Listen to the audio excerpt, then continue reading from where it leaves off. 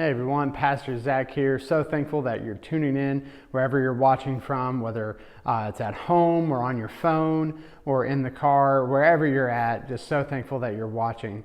Tonight we're going to be kicking off a new series called Divine Confidence, and we can't wait to see what the Lord does through this series. And so if you want, go ahead and share this, whether it's through one of our social media pages or even go to our YouTube channel, subscribe, as well as forward the video around so other people can just join in on the conversation that we're going to be starting here tonight. I can't wait to see what happens. Let's begin.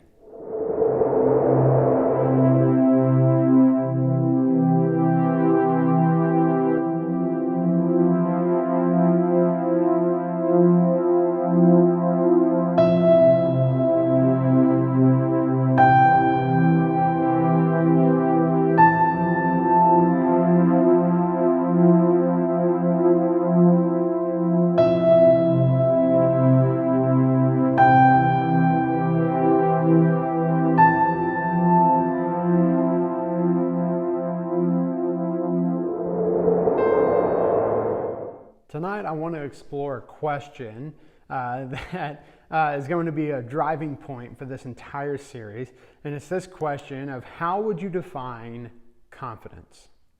How would you define confidence? Because depending your story, depending your background, or depending your personality, the way that you see confidence may be different from the way that other people see confidence. In fact, when I asked my wife this very same question, we saw confidence in two completely different ways.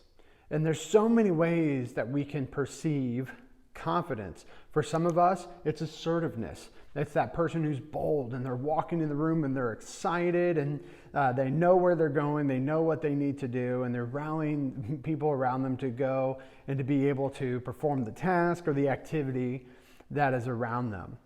For some of us, confidence just means courage. Maybe for some of us, that just means bravery. Whether it's a tough situation we're facing and you have somebody who's coming in and they're saying, hey, I know this is tough, I know this is hard, but we're going to get through this. And they rally, people around to be able to accomplish the tough task that they're doing. Or possibly even confidence is just the ability to walk into a room and have a conversation with somebody that you might not be all 100% familiar with. Then you have, I think, a way that so many people perceive confidence, and that's arrogance. They see confidence as people who are completely full of themselves. In fact, when I asked my wife, how would you define confidence? I said assertiveness, and she said arrogance, because some of us perceive people who are confident as just full of themselves, about them, about their way, and about getting whatever they have to get done the way they want to do it. And that's it. You see, confidence can mean all sorts of things. It can look all kinds of ways, and there's all kinds of ways that we can define it. And so what's going to be fun is over the next couple of weeks, as we explore this idea of confidence, what does it look like to have confidence in God, to have confidence in Jesus Christ?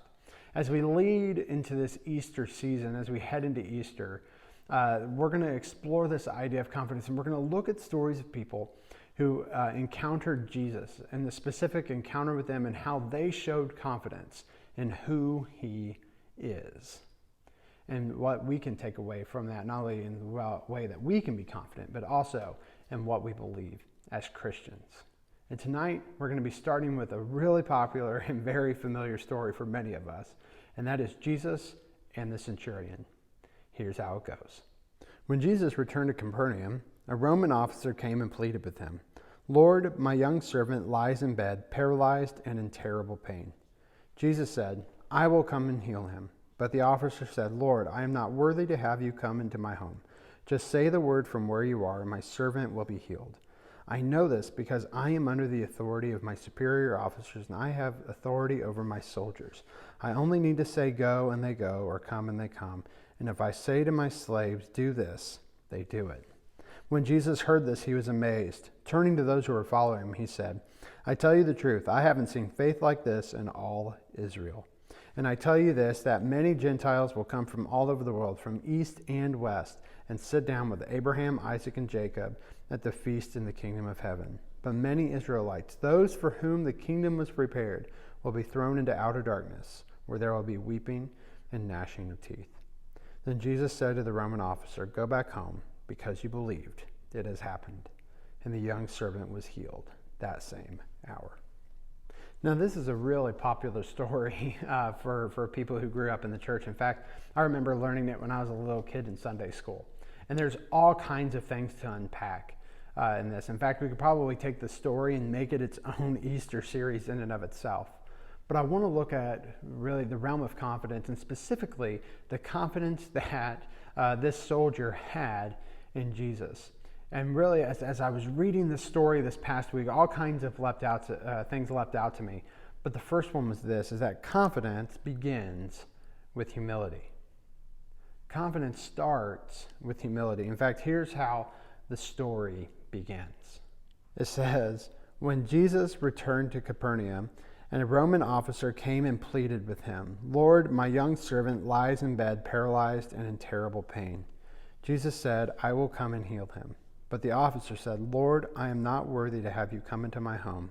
Just say the word from where you are, and my servant will be healed.'" What I love about this picture is here's this guy coming to Jesus, and he shows up at Jesus' feet, and he says, "Jesus, I have a servant who's at home. They're paralyzed. They're dealing with terrible pain. Can you come and heal him?" And Jesus immediately, he knows what to do. He says, "All right, let's go. Let's head over there." And he says, No. I am unworthy for you to come into my house. Now, I want to give a disclaimer. This isn't this Roman officer, this isn't the centurion just being hard on himself.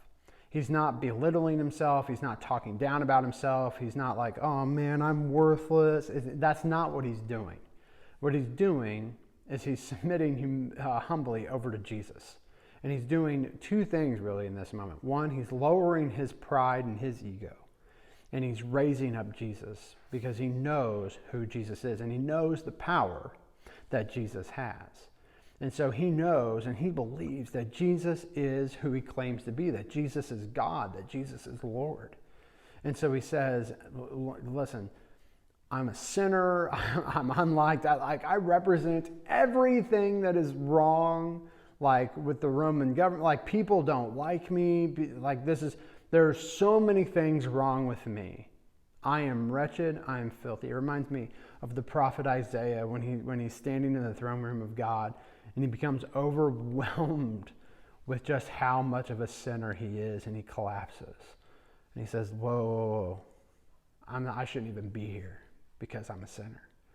This guy says the same thing. He says, "Lord, I'm not even worthy for you to come into my home." And then he says something incredibly profound. He says, "Just say the word from where you are, and my servant will be healed." Which leads to our next point about confidence, which is that confidence recognizes authority. This is how the story continues. It says, "Know this, because I am under the authority of my superior officers, and I have the authority over my soldiers. I only need to say go and they go, or come and they come. And if I say to my slaves, do this, they do it." This soldier, this centurion, knows what authority is because he's a person of authority. He probably had soldiers who were underneath him. He rose up the ranks in this spot. He understands who is in charge here. He sees that Jesus has the power to be able to heal his servant, and he doesn't have to be in the presence of that servant. Because if you look through the stories of the gospel, if you read through the book of Matthew, Mark, Luke, and John, and you see stories of Jesus healing people, what's something that you commonly find? Jesus, he's with the people. He's laying hands on them. He's spitting in mud and rubbing on their faces, or he's walking up to them. He's pointing at them. He's saying, "Hey, stand up and walk." This servant cuts out the middleman. He says, if Jesus has the power to do this in front of people, then I guarantee you he has the authority to do this, even if he's not present. Because if he is God, if he is Lord, if he is who he says that he is, then he has the power to be able to do this wherever it's from. He recognizes that Jesus has power. And not only that, he specifically has power over whatever the servant is struggling with. And so he says, you don't have to be there. You can heal it right where you're standing. And I know this because I'm a man of authority. And I know that if I go to the people who are underneath me and I tell them to go, they're going to go. If I say come here, they're going to come here. And if I tell my slaves to do something, they're going to do it. And he's basically saying, if I'm in that position of authority over my people, then you, Jesus, are in the same position of authority over whatever my servant is struggling with. Which leads into the next point, which is that confidence can come from anyone. Jesus celebrates this man. Look what happens next in the story. It says, when Jesus heard this, he was amazed. Turning to those who were following him, he said, I tell you the truth, I haven't seen faith like this in all Israel. And I tell you this, that many Gentiles will come from all over the world, from east and west, and sit down with Abraham, Isaac, and Jacob at the feast in the kingdom of heaven. But many Israelites, those from whom the kingdom was prepared, will be thrown into outer darkness, where there will be weeping and gnashing of teeth. Then Jesus said to the Roman officer, go back home, because you believed it has happened.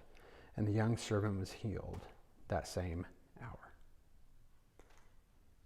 You see, the soldier, he understands and he knows who Jesus is. He understands the power that Jesus holds, but he also knows and understands who he is.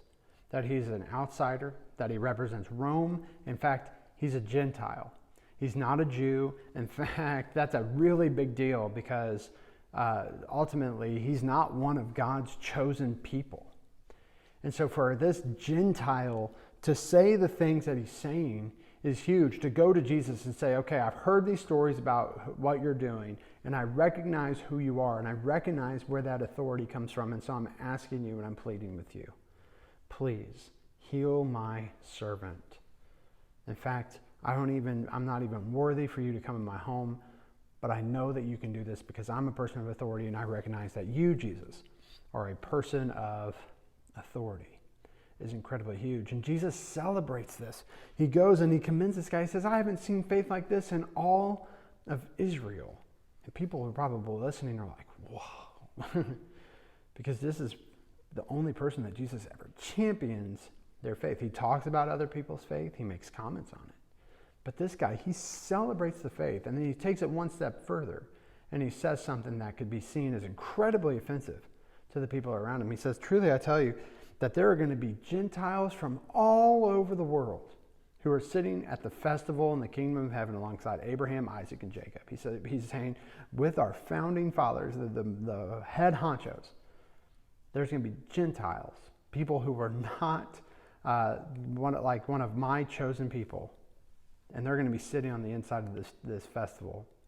And there's going to be Israelites who are sitting on the outside because they don't recognize and they don't admit who I am. Jesus at this point is confirming that salvation can come from him to anybody. That it's about him and it's about his authority, recognizing his authority. And it isn't about Jewish or Gentile anymore. All people, anybody, despite where they were born, how they were raised, or the things that they have done, can experience the grace, salvation, and the peace that comes from accepting Jesus Christ into their life as their leader and as their forgiver. And this guy had the confidence to believe that Jesus was who he said that he was. And Jesus' authority was the same authority that he had, just on a whole new, crazy, supernatural level. And so ultimately, I think this whole idea of confidence really becomes a story of authority. In fact, our bottom line tonight is this, is that when we make Jesus' authority a priority, we gain confidence. Do you want confidence? Well, then make Jesus' authority a priority. You're having a hard week. What does Jesus' authority say? You're going through a rough patch in life. Maybe you're entering into a tough test you know you've studied for. Well, guess what? You can make Jesus' authority a priority because we have the loving Heavenly Father. We have His Son who died on the cross for us, and He has power beyond our comprehension. You see, ultimately, we have to submit to His authority. So let's talk about authority for a second, because I think there's two kinds of authority that we experience on a day-to-day basis. The first one is what I'm going to call forced authority. And forced authority is someone who's in charge because of the title that they carry or the title that they were given. So for example, let's say you have a teacher that you really don't like. Or maybe you have a job and you have a manager that you really don't like.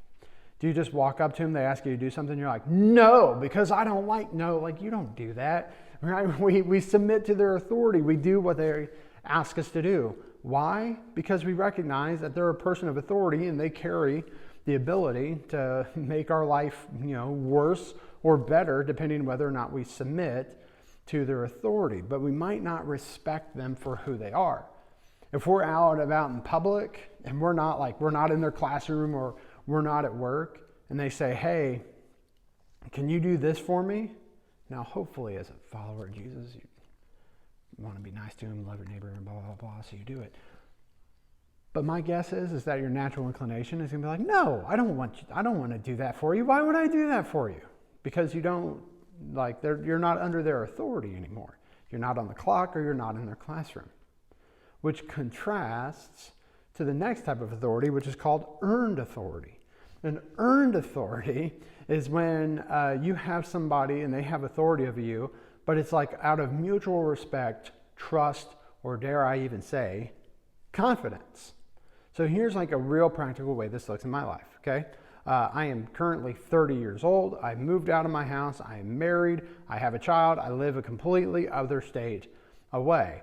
And so when we have to go, we have to go visit my family, we have to drive to another state to go visit my family. And so let's say we're there and it's a big celebration because we're in town, even though it's not really a celebration. It's just more like, hey, Zach's in and the grandchild is in. That's the really important thing. So let's say we're in there and we're eating dinner and then my parents say, hey, Zach, after we're done eating, do you mind taking the trash out? What am I going to look and go, no, I'm not in your authority anymore. No, I'm not going to do that, right? Why? Because my parents have earned my respect. You see, it wasn't that they were bigger than me or they're oppressive over me or anything like that. They've earned that authority. And so now when I go back, I don't mind doing things for them because I respect them and I respect and recognize their authority. For some of us, we need to ask ourselves and the people in our lives, which category do they fit in? Are they these people who are forced upon us and we have to recognize who they are because of the situation? Or are these people who have earned our trust? It's the difference between a teacher you like and a teacher you don't like. Or a friend who can convince you to do something incredibly dumb versus somebody that you disrespect telling you that's a good idea. You see, ultimately, one person has our respect and has our attention. The other one just has our subservient attitudes. And so let me ask you this question. Where are you at with Jesus? Do you serve Jesus because you're forced to? Because you're told to? Do you read the Bible because, I probably should? Do you pray because you're forced to? Do you go to church because you're forced to? Do you do the things because it's required of you? Or do you do those things because you want to? When life gets tough, do you say, Jesus, I know you can do this because I read it? Or do you say, Jesus, I know you can do this because I've seen it. I've heard it, and I believe it. There's two different attitudes that we can carry with Jesus and his authority. Do we recognize it because out of force, or did he earn that in our lives? Because I want to tell you guys right now, Jesus loves you and he loves us incredibly. That's why he took on the cross. That's why we're getting ready to talk about Easter and why we're getting ready to celebrate it. Because he died. He was punished for our sins so we didn't have to. And in fact, he continues to heal us, even though his physical body is not present with us. You see, this centurion, this outsider, this man who was probably hated by his community, recognized the power and the authority of Jesus. What about you? My prayer for you today is that you would start making Jesus' authority a priority. And hopefully, through that process, you gain some wonderful confidence in him. And I invite anybody here who might be listening or watching, maybe you don't have a relationship with Jesus, but you've heard the stories, you've seen the things that the lives that are changed because of him. And you say, I want that. Well, tonight I want to make an invite to you that you would just close your eyes, that you would go off by yourself, that you would just pray and say, God, I want you to come into my life and I want you to forgive me of my sins. And today, starting right now in that moment, can be a life-changing event for your life that sets you on a crazy trajectory and a crazy adventure that God has in store for you. Let us push forward with confidence with Jesus. Let us recognize his authority. Let's make it a priority. And let's go do some really cool stuff for the world.